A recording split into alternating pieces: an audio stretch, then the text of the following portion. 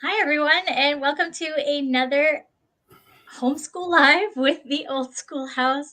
I'm your host, Christine, and joining me today is Pat Murray from CTC Math. Thanks so much for joining us again, Pat. Oh, it's my pleasure, Christine. It's great to be here. Yeah, we have always an awesome time talking about all things math and homeschooling life. And so this day is nothing short of that. We have a whole bunch of things to cover today. And so we hope that you listening are going to benefit from the wisdom and tips and resources that we are going to be presenting today. And so we wanted to start off with just what math concepts could mean for all of us, not just our learners, our children, but what does it mean to learn math concepts and for life on the whole? For life on the whole, that's a, that's a tough question to get kicking off with.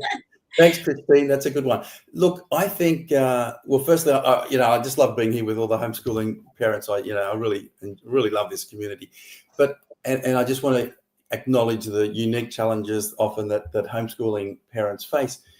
I think one of the things you can tell your kids and young and older, and probably maybe when they get a little bit older, when they might question, oh, why are we doing this? Why, I've got to learn this formula and that. When am I ever going to use it? Like, I give you an example with my own kids, with, Pythagoras theorem, right? Pythagoras theorem. Yeah. They say that, when am I ever going to learn this? And I've got to say, tell you what, when you get older, you probably won't. Okay. But there are some things with math that even though you've got to learn all these steps and these formulas, what that is building to is this problem solving, this logic building foundation that you can use not just in math, but in, all parts of your life. So that's always, a good thing. And I guess one of the, the great things these days, you can actually, sort of Google up or ChatGPT something and say, oh, look, having troubles with my kids, question me about why they need to learn something. Find it, just go in and it'll give you lots of different, some great suggestions. So that's always a good one. And but they're probably the questioning side of things about why is when they're a bit older. So yeah. So but when they're a bit younger, they'll, they're a bit that quite often we just love to please you and do what you ask them to do. But they might, in saying that, they still might struggle with math, but you just help them along.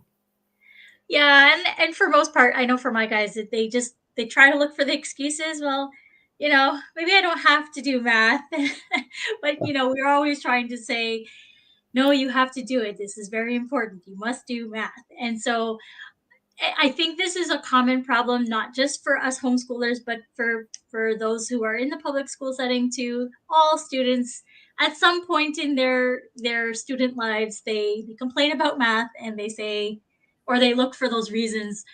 Well, maybe I don't need to learn this or that. But I know you've got some ideas about how it's different teaching math at home versus in a public school setting. So maybe touch on that a little bit for us. Yeah, well, that's a good point you raise about, at some stage I say, oh, do they really need to learn this part of the math or whatever? That often comes along when they start struggling a little bit with it. Yeah. So I find that, particularly when they're younger, like very young, all the kids will enjoy pretty much anything you ask them to do. They'll enjoy the math, they'll enjoy the writing, the English, but it gets to a stage, or may get to a stage, and often for a lot, where they start struggling with some sort of concepts in math, and their confidence might take a bit of a hit. They can't quite get it. So that might be, we might come back to that, but that might be why they sort of might have that tendency. But yeah, I do want to mention a little bit, what I'll say the difference between, say, the kitchen table versus the classroom dynamic. So you've got a situation, I'll jump into the public school system a bit, where I spend a lot of time teaching in Sydney. When you've got a big group of kids, and that sort of dynamic is very different from your homeschooling environment, where you've just got, your own kids, maybe one or two kids at the kitchen table at a time, or something like that. And so you've got this obviously one-on-one time with them.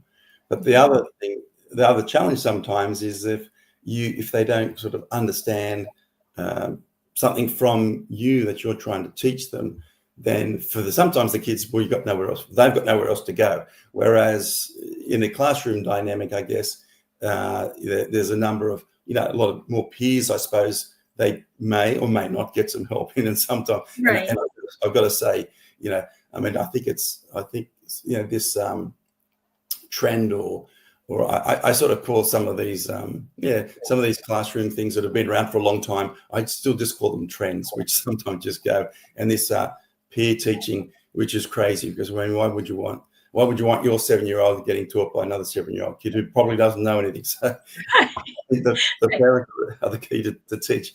But excuse me, but there is still sometimes the dynamic can be is a little bit different. So that's why, if you can, as a parent, get some outside help as well at that times, I always find that a good thing. Mm-hmm. Yeah, and it's important for us to.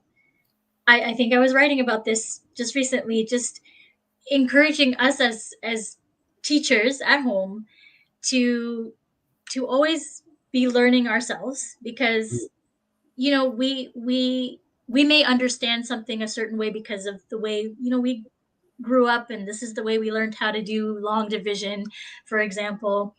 And then you come to teach your kids, and it's just not registering. But there Yes. are other ways Mm. and Well, other sometimes, tools and other resources that you could use to present it in a way that it makes it click for them. So yeah, well, I that's a good point. I know that sometimes, parents at home, often they feel a bit of pressure. They've got to know everything, right? Because they've yes. got to teach, you got to teach everything. So you got to feel, I've got to know everything. But there are tools, of course, and resources that, and there's plenty of them. It's great, and so but you have to take advantage of them. You do have to That's right. proactively look for them and be aware that life is a long learning. I'm a lifelong learner. I spend a lot of time and money, in improving my education, not just in things I look at in terms of different ways curriculums are taught and different. I guess I'm in a fortunate position where my programs are not only used in Australia and the US, but also in the UK, and we've been recently developing something for India. India have Oh, been wow. so I get to see all these different curriculums, the way they're taught. And I always pick up and think, oh, wow, the way they teach this bit is actually Yeah. easier than I've been teaching, just things that most people just wouldn't have, wouldn't have the time or be fortunate enough to be exposed to all these different curriculums. So that's exciting from my point of view. And I bring all of that time and experience into CTC Math. But Awesome. but I love. I was going to share some concerns about that I hear from Yeah, homeschool parents please. as well. Yeah. Just with where their kids are at, for example, I hear this quite a lot, where a parent might be worried. Oh, my, John's at he should be doing grade 3, but sort of he only seems to be at sort of a grade 2 level, Right. and he always seems a little bit behind. And the parents really feel the pressure. They think, oh, what am I supposed to do? Well, my words of advice in that case is that quite often, just so many times, it's countless times I've seen where the parents are at a level with their kids, worrying that their kids are behind. And it's not uncommon that at one point they just keep on going. At some stage, your child just clicks, just, oh, I get this now. And they Yeah. can really accelerate. If you think they're 12 months behind, it's not uncommon for them to be able to catch up and do 2 years worth of work in a 12-month Yeah, period, that's true. just because they've got a little bit more mathematically mature, if you like, and they can understand things for whatever reason a lot easier. And that some things they struggled before, they just click, and that happens a lot. So I just want to put a message out there that if you're concerned about that, don't panic. Certainly don't panic. So there's It's hard though, because I'm in that boat where math is now getting harder Mhm. as they get older, and so um, I think my older one is doing exponentials or and something else. I can't Okay. remember what it was. it's a combination of different things that he's doing, but that was the one he was struggling with, and the other one's doing long division, and Mm, so it's it's like, so then we're not checking off the, so visually you can see, and I think a good thing too sometimes is to not look at the checklist, because that kind of reminds you that you're not where you think you should be. it could be And putting so, extra pressure on yourself. Yeah. yeah, and I think that's what it is. And so I keep trying to tell myself, but also them, because they get discouraged obviously when they don't get the answers right and they can't move forward because they didn't get it right. Um, just to just as long as you're trying, as long Yeah. as you're working and trying to figure out, okay, where is it that I need to perfect? What is the part that I need to really work at? Because now we're in steps. We're not just 1 + 1 = 2, Mhm. right? So it's this plus this, and then you get that answer. Yeah. So, um, and Yeah. it's a So it's a little, yeah, one of it's those. maturity. You gotta, yeah, you gotta do some work. It's not gonna always be 1 + 1. So Well, I'm glad you actually, Kristen, I'm glad you brought up the long division, right? So yeah, I'll touch on long division. Long division is I think it's a bit of a crazy sort of um, subject or topic all by itself. And the reason I think that is because it's so much different from everything they've done. Now, to get a long division question right, it is about 30 to 35 different operations that they have to do perfectly, right, to get the actual end result right. So it is pretty crazy in the fact that everything up to that point, most of their most questions, even with long multiplication, there might be, 12 steps if you like, if you really broke it down to a long multiplication. But long division, wow, you're up to 30, 35. And so I get it. And the reason I tell parents that, look, try the long division, but listen, if your kid doesn't get it, don't worry at all, because they'll only see that concept again when they're up in the higher levels mm, of high school, right? Or senior stuff. And it's only for the very top students who see that again in the algebraic sense, which is called polynomial division at that point. But right. it's strange. So they'll do this long division in grade 6, generally about grade 6 level, and they won't see it again. And only the very, very top kids ever see it again, 6 years Okay. later. So it's pretty crazy. Oh, that's encouraging. That, yeah, it's, and again it rolls into like, well, what am I going to use this for? But and you can still, even with the long division, you can still try to tie it into to real life type of things, type of situations. Um, but yeah, the higher you get it, yeah, Yeah, it's yeah, harder that's a to different. explain the Pythagoras theorem and all of that stuff. So, but we're getting there, and we take it, one thing at a time. And yeah, it's important to, if we can, show them the importance of math on a whole in daily life, Yeah, in well, I like using it. that point. Yeah. So yeah, in real life, I mean, things like I always think cooking, right? Yeah, cooking is a Yeah. perfect opportunity. And actually, I gave my one of my sons, he's 19 now, Peter. When he was about 12, he really took a shine for cooking, and he would learn in the school holidays. He would learn to do a cook to master a particular dish. And I said to him, and he did this probably for 12 months. So probably in the 12 months, he probably was pretty good at 3 different dishes. And I said to Pete, I said, listen, if you spend every school holiday just learning one dish, by the time you're, about 19, you'll be a master of about 20, right? And unfortunately, he's still the master of 4. He didn't quite get past that. But cooking's a great one. Cooking, you've got fractions, you've got measurements. Okay, so Right. that's great. I love that.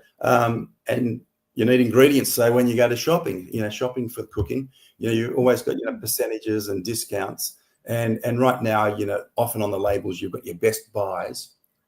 Actually, I was in Arizona. I don't know if I told you this, Christine, just a few months ago, and I Oh was in one of the shops there. And I always like to see different, the way different countries present things.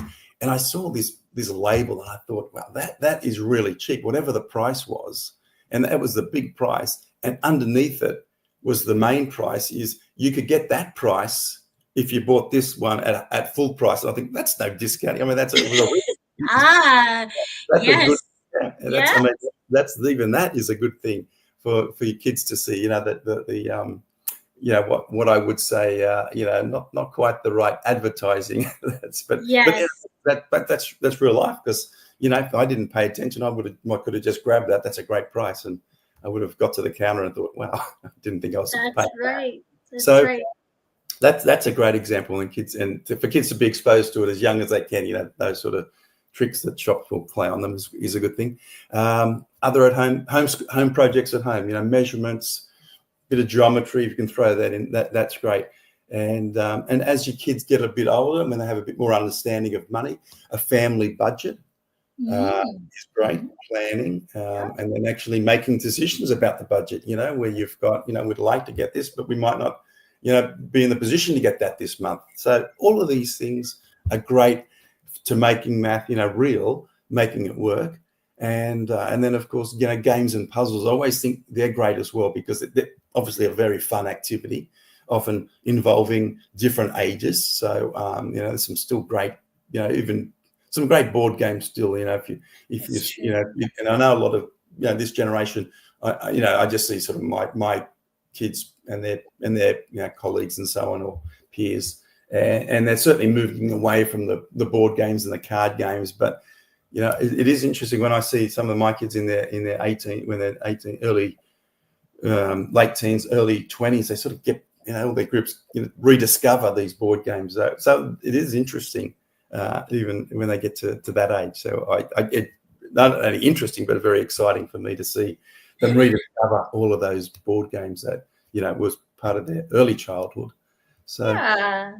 Making memories. And yeah, and homeschoolers have the advantage of presenting math in these real life situations, because you take your kids everywhere. So and we do this all the time, just as you mentioned. We go to the grocery store and they're like, mommy, let's get this. And I'm like, okay, but look at the price, but look at exactly how you say. It's just, we do that here in Canada too. You can get it for 99 cents, but but it's actually the same price if you buy this amount.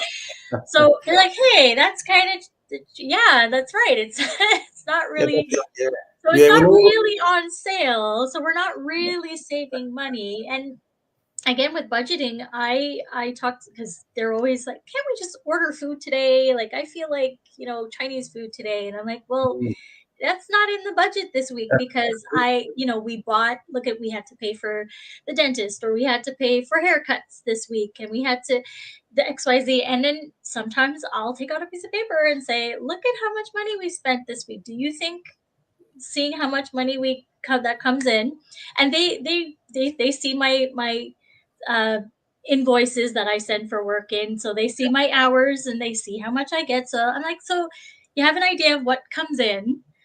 So, should we be spending this much on McDonald's? Because McDonald's isn't cheap anymore either. yeah. So Now that's all good. And these are all these are real life applications that build confidence exactly. in the long run as well. So I think the more you can do that, and I think it's a good point you raised in terms of you can be a bit more intentional, with your shopping trips, and as more so than possibly the ones in terms of kids going to being taught at public schools and so on, where the parents might be a little bit struggle to do that activity with them. So Right. you got opportunities, I think, being at home to be very intentional about some of these things which you might not have thought too much about before. So you just add a little bit of intentionality about it. It makes a lot of difference, and the kids can really see, Mhm. oh yeah, this really makes sense. Yeah. Yeah. And so, what can we say to encourage our learners to, especially when it's hard, Mm, when it's getting hard, because I know my boys, they're 12 and 8 right now. And yeah. so I find the older they get, that when they should be tackling these things a little bit more independently, they still want me to hold their hand. And so there's this constant struggle of, okay, but you can do this. Yes, it's a little bit harder and I'm here to help you, but how do we encourage them to do to be brave enough to do this a little bit more independently, because it's part of life. Mm. So That's right. I mean, a great story of Thomas Edison, being a great achiever, but he was, he often said that he's failed more than anyone he ever knows, right? Because all of the steps he did to, all these inventions and so on, so much failure, got to, or the end product. But I guess one of the things I like in terms of kids struggling, I mean, if they don't know a concept at all, obviously you don't want them to struggle with that. So they need to understand, the concepts are being taught well. But mhm, in the case of doing their exercises and so on, they're not going to get everything right. yeah, And you don't want, well, I guess you always want them to get things right, but don't panic if they really struggle. But you want them to get, what you do want them to get is fairly immediate feedback. All right, you don't yes, want them to spend an hour of doing work and then you go back and everything they've done is wrong. I mean, that's bad. That's a that's real discouraging. real discouraging thing. Yeah. So you basically need something that your kids can your work that you can do, but it gets, ideally, if you can get it marked, not necessarily immediately. If you can get it marked immediately, great. If not, very in a Soon, very short yeah, space of time between after they've done it, so that you can pick up if they're just going on the wrong track or if they need right, some extra attention.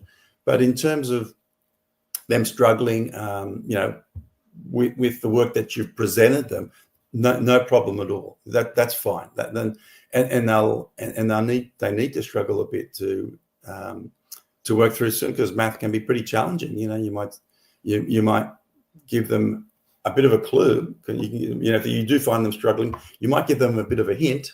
That's good. That's what I say. Okay, you're on the right track. Have you thought about this? And mhm, that's always a good thing. But yeah, in terms of, but like I said, if they really just don't get something, you've got to teach that again, or of course, get some help for them. You don't want them to struggling with a concept completely. But yeah, there'll be parts of exercises that there'll be some easier questions, and there'll be more challenging questions, and that's good. Yeah, it's part of life, isn't it? Sometimes it's smooth sailing, and sometimes it's a bit more challenging. But that's fine. But if they don't have a fear of failing, that's always important. mm, It took me a long time to sort of think about that, and I probably, even my older kids. I mean, my kids range from 36 years down to 16 years old, right? So, and quite, my parenting has changed over those years. I mean, and I suppose, yeah, even the older ones might have had a bit more fear of failing than these younger mhm, ones have, and that's through sort of my development, I guess, as a parent and as a teacher. So mhm. that's some advice I can, if you've got just younger ones, or that's probably my probably better advice over those 20 years of, well, no, it's 36 years of parenting now, but that 20-year gap, 20-year stretch for my kids that I've seen hands on. So, but yeah, it's but it's really important always to think that you've got, there are a lot of support systems out there now that you can tap into.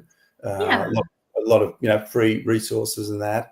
A lot of printable stuff that you can just print out as well as CTC Math, of course. But there's there's some help out there, so you're not alone. yeah, and I think just encouraging parents that you're not alone, but also your students, right? They're not alone too. Other kids struggle with math. It's a universal thing.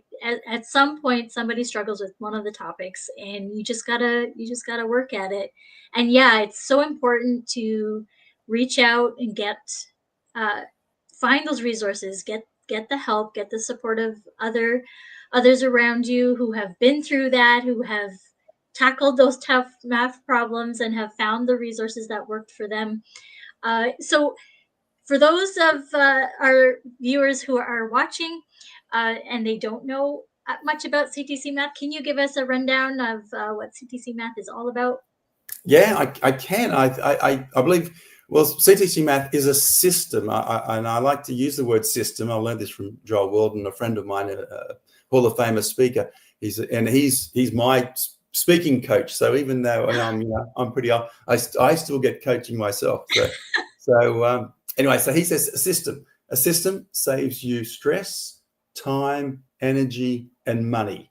And that's what Oh, CTC Math is. I It's like that. designed to actually help save you all of those things. And what our key thing is in CTC Math is our short, concise videos.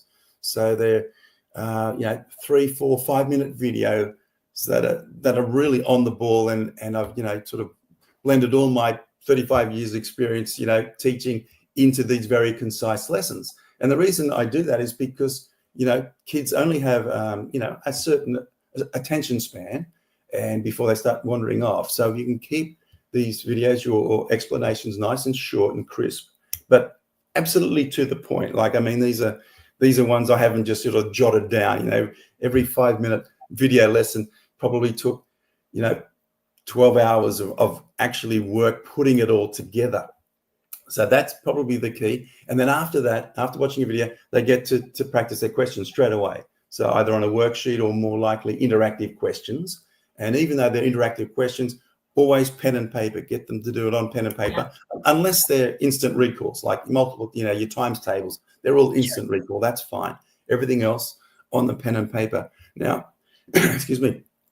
What we do, we really concentrate on the mastery approach, Right. but it's really important to mix up the spiral as well, because I know there's a lot of discussion. Oh, is mastery better?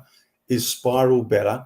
Well, both of them are not very good on their own. All right. So if you find a program that is just only one and not the other, then that's difficult, because Mm, I'll give you an idea. Mastery is very good, because you might want to spend two weeks to really knock out fractions, and you've got to spend those 2 weeks, otherwise yeah, they just won't get those fractions right. exactly.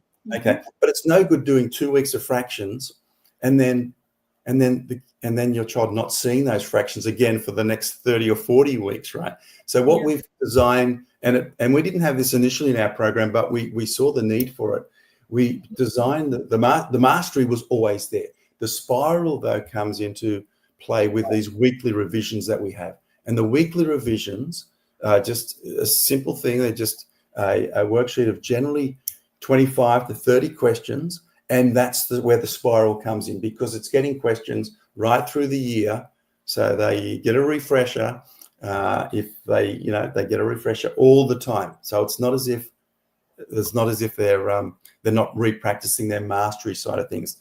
And the other thing I say, if some programs just deal with spiral, and the reason that's no good, the reason why it's actually quite hard for the kids, because you're jumping around all the time. You don't get to practice. You don't get to Mm, practice a skill well enough to really nail it. So that's right. it's a bit Yeah. like playing basketball. I always I like to use this analogy. When kids are first starting their basketball, they're practicing dribbling, and they'll be dribbling a lot. As they get older, they don't want to use any mental capacity for dribbling. Dribbling should, for Right. them, they want to use Should, all their yeah, mental capacity for strategies. Who am I going to throw it to? exactly. They're still dribbling, but that's up at the subconscious level. So that's what I also think in terms of the mastery side of things. That's your subconscious. That builds then into your subconscious. Like your times tables, your fast facts. That's all subconscious thinking as you get older and need to use what you already know as the bedrock to be able to get into those strategies. You don't want to be distracted using mental energy for stuff that, what's 7 times 8? I don't know. Yeah. 7, 8, 56 are my favorite. That's my favorite times tables. It was also my sister's favorite times tables as well, for some reason. That is funny. And this kind of jogged a maybe we save this for another time, or we tackle it today. But I was curious what your thoughts were on using calculators, Mm. because it's for those simple things that you should know. And so we've had this argument in our house right now about learning, like memorizing the timetables. And so for me, I see numbers and I memorized it, so I know this times this is this. And but my kids are like, but we could just use a calculator. And I've seen it too because I have friends in the public school system too who are teaching, and they're, well, we just they just use calculators now, and so they don't have to, or they just use chat Mm, gpt now to yeah, just well, get those yeah, simple things. And it's like, oh, but like, I know those tools are out there, but I still feel there's such an importance of having those skills ingrained in you, you know. yes, I'll jump into that, and we can dive deeper into this another time, Christine. But yeah, in terms of calculators, it's a good point. Calculators, I find, I mean, the times tables, that's non-negotiable. You have to know them, and you have to know. And I'm actually designing yeah, just a couple of more exercises in our program. One of the big things with times tables, when you end up using an algebra, when it comes to what's called factorization, Mhm. there's a little skill that you need to know, where you need to know, okay, I've got two numbers that multiply to give me 24 and add to give me 11, right? So, and you need to get to a stage where you just know, oh, well, that's 8 times 3. 8 threes are 24. 8 plus 3 is 11. All right. So and you just got to know that to be able to factorize in algebra. So a calculator is not going to help you. A Mhm. calculator at that point That's is true. actually going to slow you right down. Yep. So times tables is just non-negotiable. All those fast facts and quick recall skills, they're for me, they're non-negotiable, because you really need to know all of those.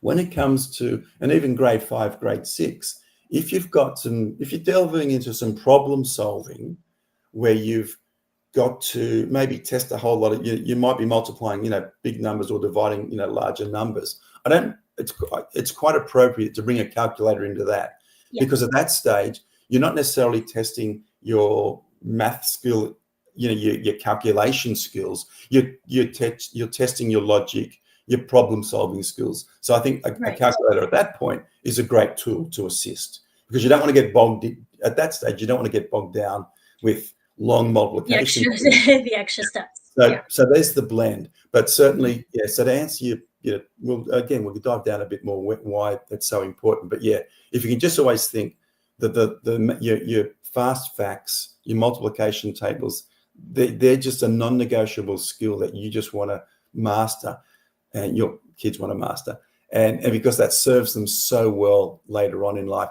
And I've seen some, unfortunately, teachers at the primary school level who don't get that, because they don't really do high school math, and they sort of, they've sort of heard someone say, oh, it's not that important to do rote learning. It's and that's, that sort of thing's been crazy, because that's, a lot of people have caught on to that. Oh, it's not important, but it's so wrong. You have to do rote learning. The kids have to know them so well. Otherwise, when they hit, when they're 13, 14, or 15, some of the stuff they've got to do that just requires that, click of a, just got to know, Yeah. they struggle. And that's, unfortunately, that's when challenges really occur. And that's really hard to overcome at that point, you Yeah, know, once you're older. once Mhm. you're that, yeah. So, but anyway, there's a few thoughts on Yeah, that. thank you. It just jogged my memory. I was like, "Oh, yeah, we're currently having that conversation quite often in our house." "Well, yeah, can't I just use a calculator?" Like, "No." But thank you for sharing that. And is there anything, specific that our homeschoolers can know about CTC Math in terms of incorporating it into their curriculum? Yes, well, I mean, we've got, a lot of people using it. Initially we started off in Australia, and then we moved to the US and Canada and so on, made it available. There's an easy, it covers from K to 12. We offer our homeschooling buddies a pretty good discount. It's still, it's half price. It's a half price Price. discount, and I guess, look, I mean, some people really don't know how they're going to use it, or how well it will go against, they've used a different curriculum. And I get that, and it's important to make, an informed decision about, what Mhm. curriculum your kids are going to use. And that's why, not only do we offer a great price, but we do offer, and it's genuine, just a full money back guarantee. So we really encourage, you only really know how well it's going to work if you actually dive into it and That's start right. using it. And but you're backed by that, my personal, money back guarantee. We've been doing it for for more than 20 years now, because so we stand by it, and and parents overwhelmingly love it. The kids love it, and it's a great, like I said, system. Saves you stress, time, energy, and money, and it really does. So We love CTC Math over here at the Old Schoolhouse, and we've seen some in the comments too. And so, thank you for this wonderful system. And if you haven't tried CTC Math, definitely give it a try. It comes highly recommended from myself and my boys who have used it. And thank you, Pat. Is there anything else that you wanted to share today? gee, I think we've covered a lot. We've covered quite a bit today. Thank you so much. And for those of you who are watching, if you have math questions that you're struggling with at home and you just like some answers, send it over our way. I will make sure Pat sees it, and we can come back and tackle them together. Thank you so much again, Pat, for your words of wisdom and your guidance in helping us teach math to our kids at home. And we'll see you again soon. Thank you all for watching. And yes, have a blessed day. Thanks, Christine. Thanks, everybody.